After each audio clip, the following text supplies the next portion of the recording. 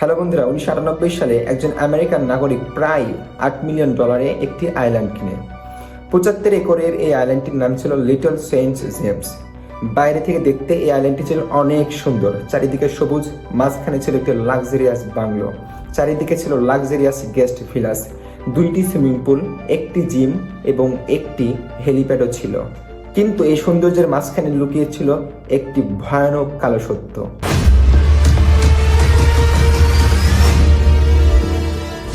এখানে 12 থেকে 17 বছরের মেয়েদেরকে ট্রাফিকিং করা হতো এবং তাদের সাথে সেক্স অ্যাবিউজ করা হতো। মেয়েগুলো চাইলে পালাতে পারতো না, কেননা চারিদিকে ছিল সমুদ্র আর সমুদ্র। সব থেকে অবাক করা বিষয় হচ্ছে এই আইল্যান্ডে আসতো কারা। এখনকার জেনজি জেনারেশনের আইডলরা এই আইল্যান্ডে আসতো। Donald Trump, Bill Gates, Elon Musk, Michael Jackson, এমনকি সায়েন্টিস্ট স্টিফেন হকিংসও এই আইল্যান্ডে যেত। এখানে একজন ব্যক্তি এই ধনী ব্যক্তিগুলোর জন্য সিক্রেট পার্টির ব্যবস্থা করত, কেননা ওই ব্যক্তি খুব ভালোভাবেই জানতো ধনী ব্যক্তিদের কাছে সব থেকে মূল্যবান বিষয় হচ্ছে প্রাইভেসি। কিন্তু প্রশ্ন হচ্ছে এটি এই আইল্যান্ডের মালিককে? Jeffrey Epstein. বাকি বড় বড় অপরাধীদের মতো জেফ্রি অ্যাপস্টিনও ছিল অনেক মেধাবী। তিনি ক্লাস 6 এবং 7 না পড়েই 8-এ চলে গিয়েছিলেন। শুরুতে সে ব্রুকলিনে একজন স্কুল টিচার ছিলেন, কিন্তু তার ট্যালেন্টের জোরে দেখতে দেখতে সে ধনী ব্যক্তিদের ফাইন্যান্সিয়াল অ্যাডভাইজার হয়ে যান এবং প্রায় $600 মিলিয়ন সম্পদের মালিক হয়ে যান। তো চলুন আজকে জানা যাক আমেরিকার সব থেকে বড় স্ক্যান্ডেলকে একদম ভেতর থেকে, অ্যাপস্টিন ফাইলের সবকিছু। অ্যাপস্টিন আইল্যান্ডে যা যা হচ্ছিল তা অনেকদিন যাবৎ গোপন ছিল। প্রথম জানাজানি শুরু হয় 2005 সালে। মার্চ 2005 সালে ফ্লোরিডার পাম বিচ এরিয়ার একজন 14 বছরের মেয়ে তার প্যারেন্টস নিয়ে পাম বিচ পুলিশ স্টেশনে গিয়ে হাজির হয় এবং সেখানে গিয়ে সে একটি কমপ্লেইন লিখে। সেখানে সে বলে তার school Royal Palm Beach High স্কুলের একজন বান্ধবী তাকে একজন ধনী পরিবারের বাসায় নিয়ে যায়। এটা বলে যে একজনকে মাসাজ করে দিতে হবে, যার ফলে তুমি পাবে $200 থেকে $300। কিন্তু ওখানে গিয়ে কাহিনী ঘটে একদম বিপরীত। ওখানে গিয়ে মেয়েটি দেখে জেফ্রি অ্যাপস্টিন তার কাছে হাজির হয়েছে শুধুমাত্র একটি টাওয়েল পরে। এরপরে জেফ্রি অ্যাপস্টিন তাকে বলে তুমি তোমার পোশাক খোলো। এক পর্যায়ে মেয়েটিকে সে মোলেস্ট করে। পুলিশ তখন ওই মেয়েটিকে জিজ্ঞাসা করলো তোমারও জানা মতে কি এমন আরো কোনো ভিকটিম আছে? তখন ওই মেয়েটি আরো 2জন মেয়ের নাম নেয়। ওই 2জন মেয়েকে জিজ্ঞাসা করলে আরো মেয়ের নাম সামনে চলে আসে। এইভাবে এই চেইনটি অনেক বড় হয়ে যায়। এক পর্যায়ে পাম বিচ পুলিশ স্টেশন ওই জেফ্রি অ্যাপস্টিনের বিরুদ্ধে প্রায় 35 জন ভিকটিমকে খুঁজে পায়। মজার বিষয় হচ্ছে পাম বিচ পুলিশ স্টেশন যে 35 জন ভিকটিমকে খুঁজে পেয়েছে, প্রত্যেকজন ভিকটিম একই কথা বলেছে যে তাদেরকে মাসাজের ওসিলায় নিয়ে যাওয়া হয়েছিল ওখানে। জেফ্রি অ্যাপস্টিনের টার্গেট ছিল 13 থেকে 16 বছরের গরিব পরিবারের মেয়েগুলো। একজন মেয়ে আরেকজন মেয়েকে ডেকে আনতে পারলে মিলত এক্সট্রা টাকা। এর জন্য একজন মেয়ে দ্বিতীয় মেয়েকে ডেকে আনে, দ্বিতীয় মেয়ে তৃতীয় মেয়েকে ডেকে আনে এবং চেইনটা অনেক বড় হয়ে যায়। 2006 সালের মে মাস পর্যন্ত Palm Beach police station Jeffrey অ্যাপস্টিনের বিরুদ্ধে একটি শক্তিশালী কেস বানিয়ে ফেলে। কেসটি এত বেশি শক্তিশালী ছিল যে 2006 সালের জুলাই মাসে এফবিআইও এটা নিয়ে কাজ শুরু করে। এফবিআই এই অপারেশনটির নাম দেয় অপারেশন লিপ ইয়ার। ফ্লোরিডা থেকে নিউ ইয়র্ক থেকে নিউ মেক্সিকো পর্যন্ত প্রত্যেক জায়গায় জেফ্রি অ্যাপস্টিনের বিরুদ্ধে ভিকটিম খুঁজে পাওয়া যাচ্ছিল। জেফ্রি অ্যাপস্টিনের বিরুদ্ধে ইন্টারন্যাশনাল সেক্স ট্রাফিকিং এর কেস লাগে, আর এই কেসটি ছিল অনেক বেশি ভয়ঙ্কর কেস। এই কেসের ফলস্বরূপ জেফ্রি অ্যাপস্টিনকে হয়তোবা সারা জীবন জেলেই পার করতে হবে। কিন্তু ঘটনা ঘটে অন্য কিছু। মায়ামির federal attorney Alexander Acosta Jeffrey অ্যাপস্টিনের উকিলের সাথে একটি সিক্রেট ডিল করে। জেফ্রি অ্যাপস্টিনকে শুধু ছোটখাটো 2-3টা প্রস্টিটিউশনের নিজেকে গিলটি স্বীকার করতে হবে, যার ফলস্বরূপ তাকে এবং তার সকল সহযোগীকে সকল প্রকার কেস থেকে রেহাই দেওয়া হবে। কিন্তু সবথেকে রহস্যময় বিষয় হচ্ছে জেফ্রি অ্যাপস্টিনের উকিলের সাথে আলেকজান্ডার অ্যাকোস্টা যে ডিলটা করেছিল এই ডিলটির সম্পূর্ণ সিলগালা করে দেওয়া হয়, আর এটি সম্পূর্ণ আমেরিকান রুলসের বিরুদ্ধে। আমেরিকান রুলস এটা বলে যে প্রত্যেকটা ভিকটিম সকল প্রকার ডিল সম্পর্কে অবগত থাকবে, কিন্তু এই ডিলটাকে সম্পূর্ণ সিলগালা করে দেওয়া হয়েছে, যার ফলে মেয়েগুলো এই ডিলটি জানতেই পেরেছিল না। কিন্তু কিভাবে এটি সম্ভব হয়ে উঠল? মূলত পাওয়ার অ্যান্ড ওয়েলথ দুইটা সমানুপাতিক, অর্থাৎ যার যত বেশি টাকা সে তত বেশি ক্ষমতাশীল, বা যে যত বেশি ক্ষমতাশীল তার তত বেশি টাকা আছে। জেফ্রি অ্যাপস্টিন যেহেতু ধনীদের ফাইন্যান্সিয়াল অ্যাডভাইজার ছিল, সে শুরু থেকে বিভিন্ন ক্ষমতাশীল ব্যক্তিদের সাথে চলাফেরা শুরু করে দিয়েছিল, যার ফলে এই রুলসকে সে ফাঁকি দিতে পেরেছিল। 30 জুলাই 2008 সালে জেফ্রি অ্যাপস্টিন কোর্টে হাজির হয় এবং তাকে কোর্ট 18 মাসের জন্য সাজা শোনায়। 18 মাসের জন্য সে জেলে চলে যায়।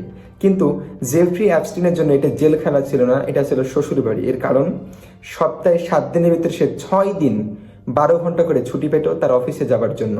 শুধুমাত্র রাত্রে এসে সে জেলে থাকতো, যেন সে শ্বশুর বাড়িতে বেড়াতে এসেছে। এত সুবিধার পরেও সে কিন্তু তার 18 মাসের সাজা সম্পূর্ণ করে নাই। সাজা শেষ হওয়ার 5 মাস আগেই সে রেহাই পেয়ে যায়। কাহিনীর মেইন টুইস্ট শুরু হয় এখান থেকে। জেফ্রি অ্যাপস্টিনের সবথেকে কাছের বন্ধু আলেকজান্ডার অ্যাকোস্টা পরে গিয়ে প্রেসিডেন্ট ডোনাল্ড ট্রাম্পের সেক্রেটারি অফ লেবার হয়ে যায়। এখন তো জেফ্রি অ্যাপস্টিনের ক্ষমতা আরো বেশি বেড়ে গেল।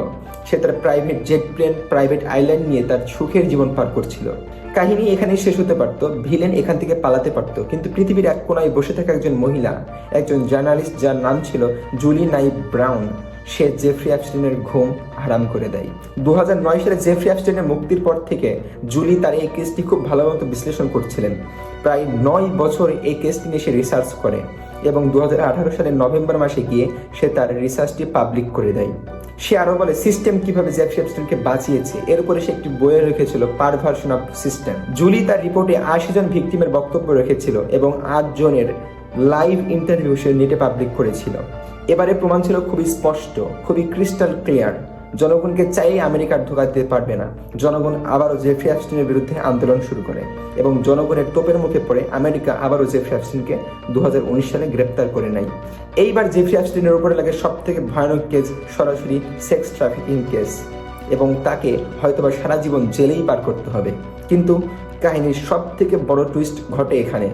10 আগস্ট 2019 সালে জেফ্রি অ্যাপস্টিনকে তার জেলের সেল থেকে মৃত পাওয়া যায়। পুরো পৃথিবীকে জানানো হয় যে জেফ্রি অ্যাপস্টিন সুইসাইড করেছে, সে তার বেডশিটের কাপড় দিয়ে সুইসাইড করেছে। কিন্তু অবাক করার বিষয় হচ্ছে, যেই দিন জেফ্রি অ্যাপস্টিন সুইসাইড করে সেই দিন তার সেলের ক্যামেরাটি নষ্ট ছিল যান্ত্রিক ত্রুটির কারণে। এর ফলে চারিদিকে ছড়িয়ে পড়ে কনস্পিরেসি থিওরি। এমনকি প্রেসিডেন্ট ডোনাল্ড ট্রাম্প একটি টুইট করে এই কনস্পিরেসি থিওরিটিকে আরো বেশি ভাইরাল করে দেয়। সে বলে জেফ্রি অ্যাপস্টিনের কাছে বিল ক্লিনটনের কিছু সিক্রেট ইনফরমেশন ছিল, যার ফলে বিল ক্লিনটন জেফ্রি অ্যাপস্টিনকে মারিয়েছে। যার ফলে প্রেসিডেন্ট ডোনাল্ড ট্রাম্পের যতগুলো ফ্যান ছিল, ফ্যান বেস ছিল, তারা বলতে শুরু করলো যে হ্যাঁ, জেফ্রি অ্যাপস্টিনকে মারা হয়েছে, সে সুইসাইড করে নাই। এই থিওরিটিকে কাজে লাগায় ডোনাল্ড ট্রাম্প। 2024 সালের ইলেকশনের আগে ডোনাল্ড ট্রাম্প বলে, আমি যদি আবারও প্রেসিডেন্ট হিসেবে নিযুক্ত হই তাহলে আমি জেফ্রি অ্যাপস্টিনের যে ফাইলগুলো রয়েছে সবগুলো পাবলিক করব। এবং 2025 সালের জানুয়ারিতে আমেরিকার প্রেসিডেন্ট হিসেবে আবারও নিযুক্ত হয় প্রেসিডেন্ট ডোনাল্ড ট্রাম্প। কিন্তু সে প্রেসিডেন্ট হিসেবে নিযুক্ত হওয়ার পরে সে যেন কোনো আগ্রহই দেখাচ্ছে না জেফ্রি অ্যাপস্টিনের ফাইল নিয়ে। সে বলছে এটা বোরিং ব্যাপার। এফবিআইকে সে বলে ভোট চুরির যে বিষয়গুলো আছে এই দিকে নজর দিতে, এই তুচ্ছ বিষয়ে সময় নষ্ট করা উচিত না, এনার্জি নষ্ট করা উচিত না। কিন্তু জুলির সেই রিপোর্ট, জুলির সেই স্পষ্ট প্রমাণ যে জেফ্রি অ্যাপস্টিনের বিরুদ্ধে একটা বড় স্ক্যান্ডাল রয়েছে, এই রিপোর্টটা কখনো সাধারণ জনগণকে চুপ করে থাকতে দিচ্ছে না। ডোনাল্ড ট্রাম্পের ফ্যান বেসগুলো ডোনাল্ড ট্রাম্পকে প্রশ্ন করতে শুরু করলো কেন সে জেফ্রি অ্যাপস্টিনের ফাইলগুলো পাবলিক করছে না।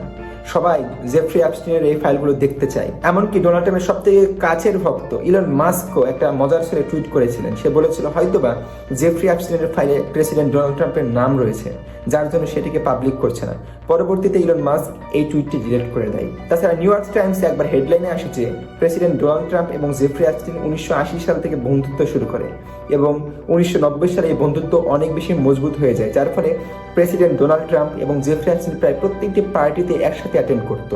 জনগণ শুরু করলো আন্দোলন, কেন অ্যাপস্টিন ফাইল পাবলিক করা হচ্ছে না। এক পর্যায়ে আমেরিকান কংগ্রেস অর্থাৎ আমেরিকান সংসদে বিল পাস হয় যে 30 দিনের মধ্যে জেফ্রি অ্যাপস্টিনের ফাইলটি পাবলিশ করতে হবে, অ্যাপস্টিন ফাইলটি পাবলিক করতেই হবে। এরপর 19 ডিসেম্বর 2025 সালে অ্যাপস্টিন ফাইলের একটি অংশ পাবলিক করা হয় এবং 23 ডিসেম্বরে আরও একটি অংশ পাবলিক করা হয় এবং বেরিয়ে আসে মাথা ঘুরিয়ে দেওয়ার মতো কিছু ইনফরমেশন। অ্যাপস্টিন ফাইলে বিল ক্লিনটনের থেকে নাম বেশি ছিল প্রেসিডেন্ট ডোনাল্ড ট্রাম্পের। আরও ছিল ইলন মাস্ক, আরও ছিল বিল গেটস, আরও ছিল মাইকেল জ্যাকসন, এমনকি স্টিফেন হকিংসও এই অ্যাপস্টিন ফাইলের সাথে জড়িত। এখন আরও কিছু সিক্রেট ফুটেজ ভাইরাল হওয়ার পরে আমরা জানতে পেরেছি যে এই অ্যাপস্টিন দ্বীপে শুধুমাত্র যে সেক্স ট্রাফিকিং করা হতো বিষয়টা এমন নয়, শুধুমাত্র যে মেয়েদেরকে মোলেস্ট করা হতো বিষয়টা এমন নয়, এখানে মেয়েদেরকে পুড়িয়ে খেয়ে ফেলা হতো, মেয়েদেরকে ওয়াশিং মেশিনের ভিতরে দিয়ে ধৌত করা হতো এবং তারা এখানে শয়তানের পূজাও করত। ভিডিওর শেষে একটি অনুরোধ আপনাদের কাছে করতে চলেছি, আমরা যে জেনারেশনটা আছি, জেন জি জেনারেশন, আমাদের এই জেনারেশনের আইডল যেন কখনো চরিত্রহীন ব্যক্তি না হয়। ইলন মাস্ক, বিল গেটস বা বিল ক্লিনটন বা মাইকেল জ্যাকসন, এরা যেন কখনো আমাদের আইডল না হয়।